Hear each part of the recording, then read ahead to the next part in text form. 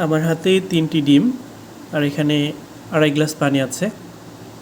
দেখা যাক ডিমগুলো পানিতে ছাড়লে কি ঘটনা ঘটে।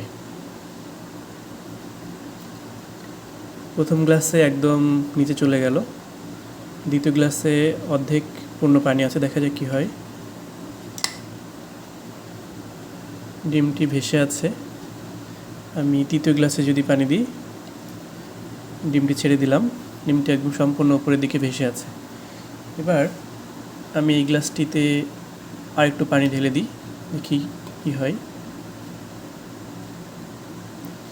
এটাতেও পানি পূর্ণ করলাম, তবুও দেখা যাচ্ছে ডিমটি কিন্তু উপরের দিকে আসেনি, মাঝখানে ভেসে আছে।